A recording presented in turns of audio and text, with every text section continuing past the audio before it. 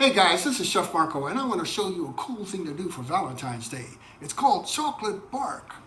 I'm going to use a 70% semi-sweet chocolate here, and that's going to be really important because we want a contrast. We want a big spectrum of taste. A little bit of bitterness from the cacao, but then some sweetness from all these other ingredients I'm going to put on there. But first, of course, I've got to use a double boiler because that's the way to go when you're trying to melt some chocolate. You need a gentle heat. And you can see there's water in the bottom half of this. And then there's a second layer that's really going to make a difference in keeping me from burning the chocolate. So I'll put the chocolate in there, and that won't take long to melt at all.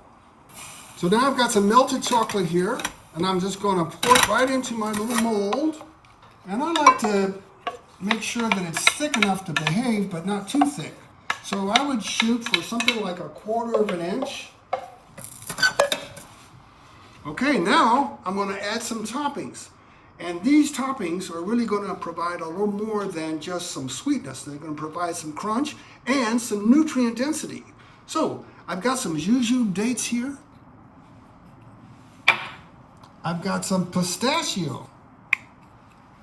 I've got some pomegranate. I've got some toasted sesame seed.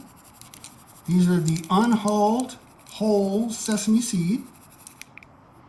And then I'm going to use a little bit of bee pollen. And finally, a little bit of orange zest to really brighten it up. Now we're going to freeze it. And now we have our finished chocolate bark here. It took about 10 to 15 minutes in the freezer. I'm going to pull it out of my little mold, and then we're going to pull the paper off.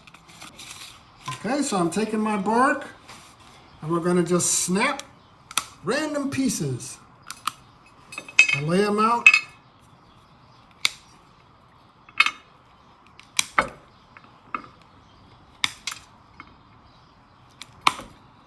The more random, the better, absolutely. And just for a little extra accent, we'll take some pomegranate and line up the tray there. And that is a really nice chocolate bark to do for Thanksgiving. And that is a really great chocolate bark that you could do for Valentine's Day.